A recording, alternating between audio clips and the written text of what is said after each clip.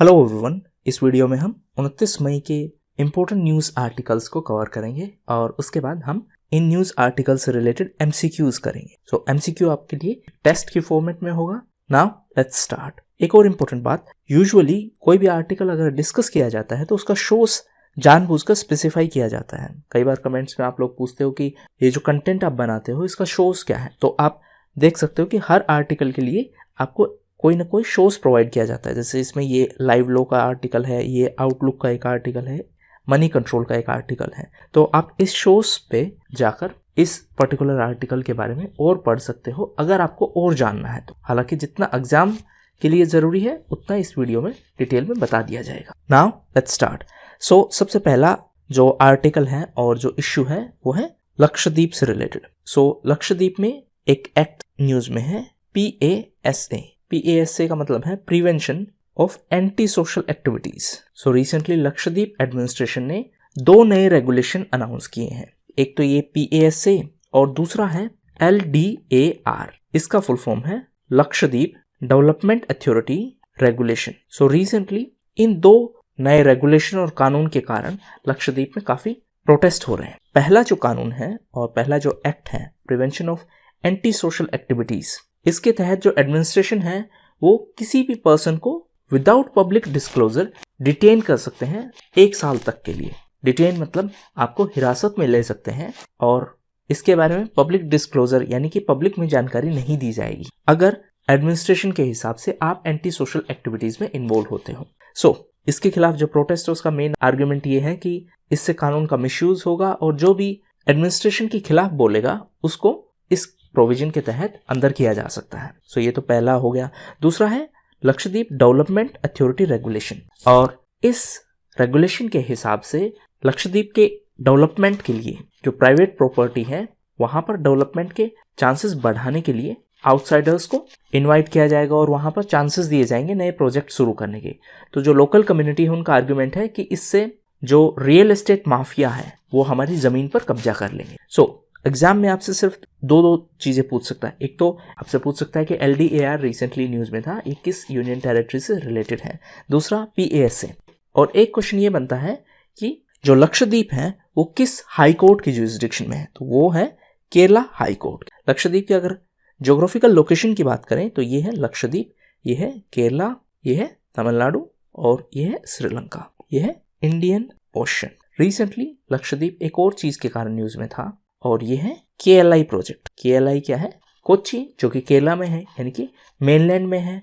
तो कोच्चि को लक्षद्वीप आइलैंड से कनेक्ट करने का, ये ऑप्टिकल फाइबर के थ्रू कनेक्ट करने का प्रोजेक्ट है जिसका नाम है KLI। अच्छा, लक्षद्वीप के एडमिनिस्ट्रेशन की बात करें तो प्रेजेंट में इसके जो एडमिनिस्ट्रेटर हैं वो है प्रफुल्ल पटेल। लक्षद्वीप केरला हाई कोर्ट की जुरिसडिक्शन में है। कमेंट बॉक्स में बताइए अंडमान और निकोबार आइलैंड्स हैं वो किस हाई कोर्ट की जुरिसडिक्शन में है। नेक्स्ट है चाइना से रिलेटेड। सो ये एक सिटी का नाम है सेंजिंगडुई। यहाँ पर 3000 साल पुरानी सभ्यता से रिलेटेड कुछ मटेरियल पाया गया है। तो एग्जाम में आपसे सिर्फ इतना पूछ सकते हैं कि ये जो सेंजिंगडुई है ये किस देश से संबंधित है। सो ये चाइना से संबंधित है और यहाँ पर ब्रोंज रेलिक्स पाए गए हैं जो कि 3000 साल पुरानी सभ्यता से संबंधित है। चाइना की बात करें तो रिसेंटली चाइना न्यूज में था क्योंकि चाइना में फादर ऑफ हाइब्रिड राइस के नाम से जाने जाने वाले युआन लोंगपिंग का निधन हुआ है। इसके अलावा रिसेंटली चाइना इसलिए भी न्यूज में था क्योंकि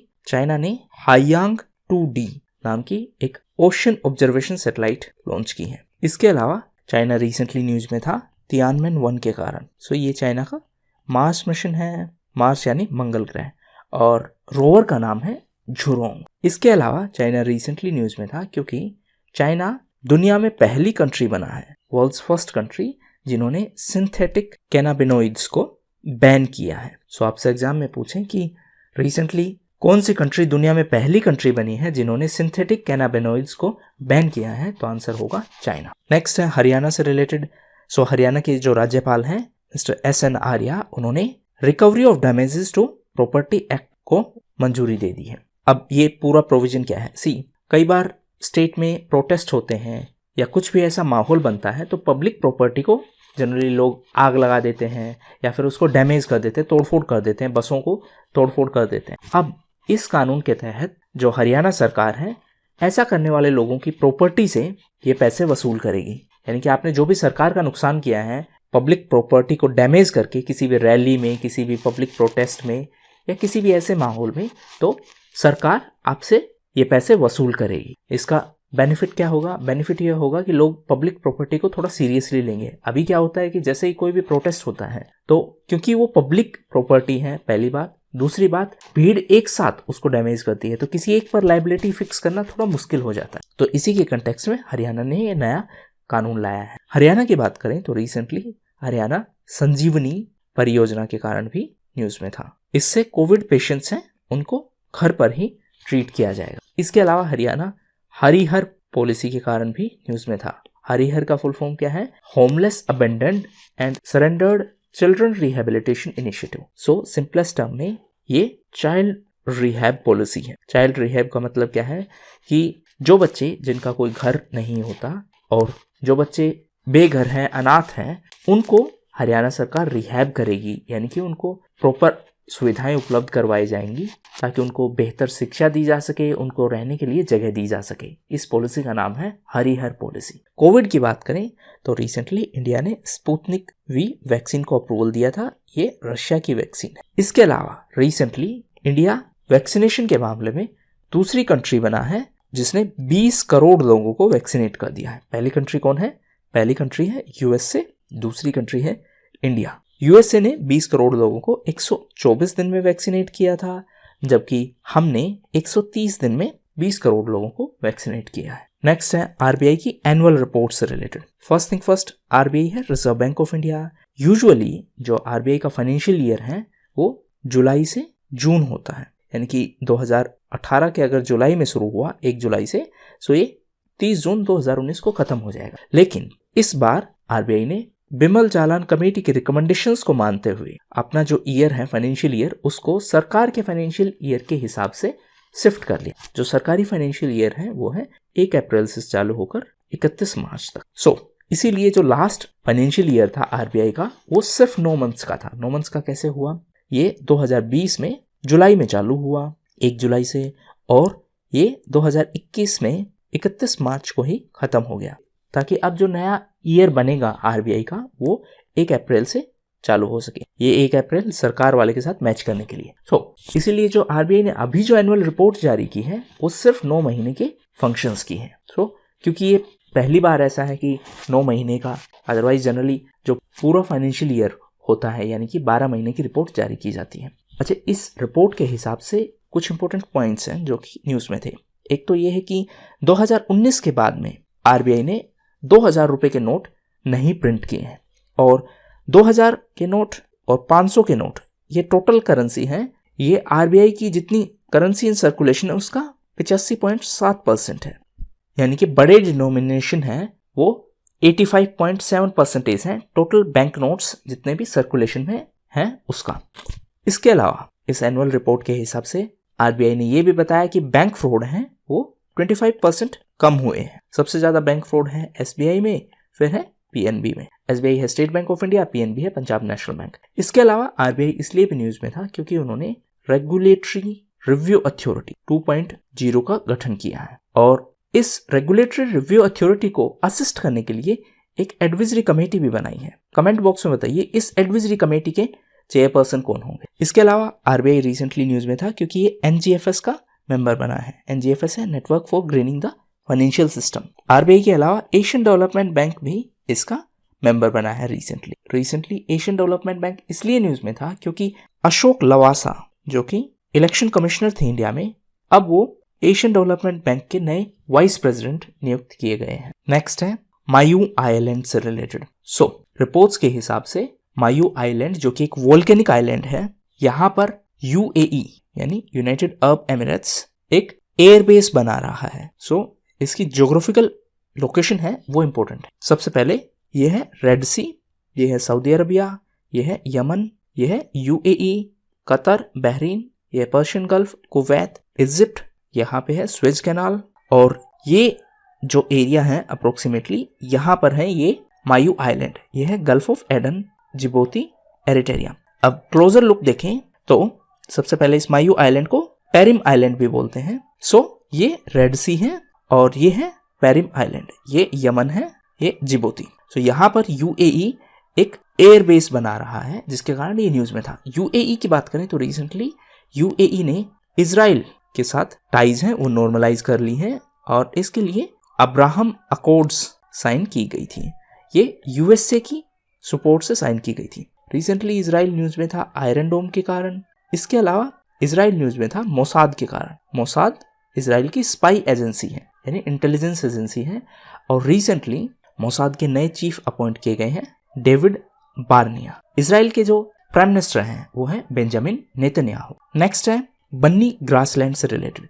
सो रिसेंटली एनजीटी यानी नेशनल ग्रीन ट्रिब्यूनल ने कहा है कि बन्नी ग्रासलैंड इकोसिस्टम में जितने भी एनक्रोचमेंट है, एनक्रोचमेंट यानी कि जो अवैध तरीके से कब्जा किए हुए हैं जमीन पर, उनको अगले 6 महीने में रिमूव किया जाना चाहिए, यानी उनको जितने भी अवैध कब्जे हैं उनको वहां से हटाया जाना चाहिए। सो सबसे पहले बन्नी ग्रासलैंड की बात करें तो ये है कच्छ डिस्ट्रिक्ट में, यानी कि गुजरात में। एनजीटी की बात करें तो ये एक स्टेट्यूटरी बॉडी है, स्टेट्यूटरी यानी कानून से बनाई गई। ये एनजीटी एक्ट 2010 से बनाई गई है। बन्नी ग्रासलैंड की बात करें तो यहाँ पर एक कम्युनिटी भी रहती है जिसका नाम है मलधारी कम्युनिटी, और मालधारी कम्युनिटी, इसका जो भी आप प्रोनाउंस करना चाहें, ये एक ट्राइबल कम्युनिटी है। गुजरात की बात करें तो रिसेंटली गुजरात न्यूज में था क्योंकि एफडीआई डेटा रिलीज किया है रिसेंटली सरकार ने। एफडीआई यानी फॉरेन डायरेक्ट इन्वेस्टमेंट, और इस डेटा के हिसाब से जो हाईएस्ट एफडीआई है वो 81.72 बिलियन एफडीआई रिसीव किया था हमने लास्ट ईयर में। ये प्रीवियस ईयर के कंपैरिजन में 10% ज्यादा है। और एफडीआई इन्वेस्टमेंट के मामले में गुजरात टॉप पोजीशन पर है, यानी सबसे ज्यादा एफडीआई गुजरात में आया, फिर महाराष्ट्र में, और थर्ड पोजीशन पर है कर्नाटक। एनजीटी की बात करें तो इसका प्रिंसिपल बेंच है वो नई दिल्ली में, और प्रेजेंट में एनजीटी के जो चेयरपर्सन है वो है जस्टिस आदर्श कुमार गोयल। नेक्स्ट है डब्ल्यूएमओ की एक रिपोर्ट। डब्ल्यूएमओ है वर्ल्ड मेट्रियोलॉजिकल ऑर्गेनाइजेशन। रिपोर्ट का नाम है global annual to decadal climate update. इस रिपोर्ट के हिसाब से 2021 से लेकर 2025 के बीच कोई एक साल ऐसा होगा जो हॉटेस्ट होगा, और ये 2016 का रिकॉर्ड भी ब्रेक कर देगा। अभी तक जो रिकॉर्ड है वो 2016 का है हॉटेस्ट ईयर के मामले में। डब्ल्यूएमओ की बात करें तो ये है वर्ल्ड मेट्रियोलॉजिकल ऑर्गेनाइजेशन। हर साल डब्ल्यूएमओ 23 मार्च को वर्ल्ड मेट्रियोलॉजिकल डे के तौर पर मनाता है, क्योंकि 23 मार्च 1950 को इसकी स्थापना हुई थी, और इसका मुख्यालय जिनेवा में है। जिनेवा स्विट्जरलैंड में है। जो डब्ल्यूएमओ की पेरेंट ऑर्गेनाइजेशन है वो है United Nations economic and social council. Switzerland की बात करें तो रिसेंटली स्विट्जरलैंड और डब्ल्यूएचओ ने एक एमओयू साइन किया है। एमओयू का मतलब है मेमोरेंडम ऑफ अंडरस्टैंडिंग, और इस एमओयू के हिसाब से first WHO bio hub facility है वो स्विट्जरलैंड के स्पाइस में शुरू की जाएगी। इस बायो हब फैसिलिटी का काम क्या होगा कि जो भी वायरस और पैथोजेंस किसी एक लेबोरेटरी ने कलेक्ट किए हैं, यानी उनका सैंपल्स कलेक्ट किया है, उनको बाकी देशों की लेबोरेटरीज के साथ शेयर किया जा सके। डब्ल्यूएचओ की बात करें तो रिसेंटली डब्ल्यूएचओ की 74th वर्ल्ड हेल्थ असेंबली हुई थी। नेक्स्ट न्यूज है वो व्हाट्सएप से रिलेटेड। व्हाट्सएप की पेरेंट कंपनी है फेसबुक। रिसेंटली MeitY यानी ministry of electronics and information technology ने सोशल मीडिया से रिलेटेड गाइडलाइंस जारी की थी, और इनमें एक जो मोस्ट इंपोर्टेंट पॉइंट है वो है ट्रेसिंग द फर्स्ट ओरिजिनेटर। इसका मतलब क्या है? सबसे पहले मैं आपको दो टर्म्स का मीनिंग एक्सप्लेन करता हूं। एक है एंड टू एंड इंक्रिप्शन। मान लीजिए आप हो A1 और आपने किसी को मैसेज किया A2 को व्हाट्सएप के थ्रू या किसी भी और प्लेटफॉर्म के थ्रू। जनरली सभी प्लेटफॉर्म्स ये क्लेम करते हैं कि वहां पर एंड टू एंड इंक्रिप्शन होता है। इसका मतलब क्या है कि आपने जो मैसेज किया है वो यहाँ पर इंक्रिप्ट होगा। इंक्रिप्ट का मतलब है मैसेज को एक स्पेशल कोड में बदल दिया गया है, और ये मैसेज डिक्रिप्ट होगा सिर्फ A2 के पास जाकर, यानी कि बीच में इस मैसेज को कोई पढ़ नहीं पाएगा, वो कंपनी भी नहीं पढ़ पाएगी। इसको बोलते हैं एंड टू एंड, यानी इस एंड से ये मैसेज इंक्रिप्ट हुआ और यहाँ पर आके ये डिक्रिप्ट होगा। इसको एंड टू एंड इंक्रिप्शन बोलते हैं। अभी जो सरकार ने गाइडलाइंस जारी की हैं उनके हिसाब से जो सोशल मीडिया कंपनीज हैं उनको फर्स्ट ओरिजिनेटर ट्रेस करना पड़ेगा अगर कुछ भी नेशनल सिक्योरिटी से रिलेटेड इश्यूज हुआ। फॉर एग्जाम्पल मान लीजिए एक पर्सन है AZ, इन्होंने कुछ भी ऐसा भड़काऊ मैसेज